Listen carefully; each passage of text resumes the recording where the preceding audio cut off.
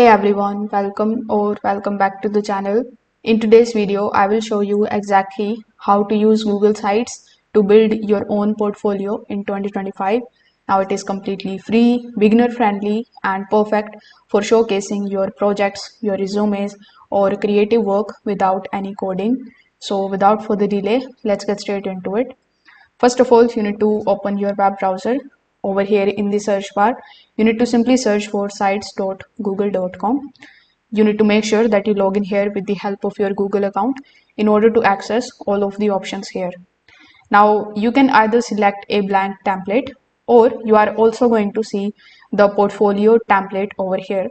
So if you click on the option of portfolio, you can just simply drag and drop the details over here and start using the Google portfolio website right away.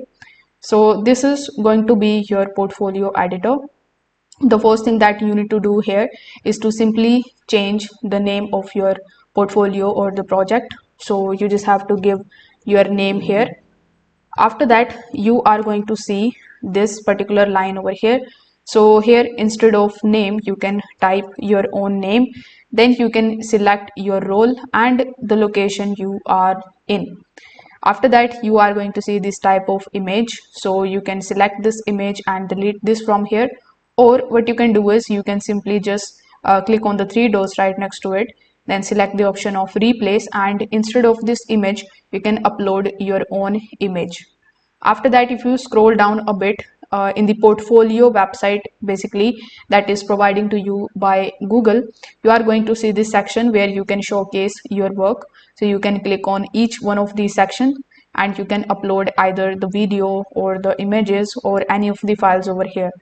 Afterwards, you just have to scroll down and provide your working email, and you can also select the option of contacting you by a phone number or with the help of your Slack account. So you just have to provide your contacting details here in the bottom.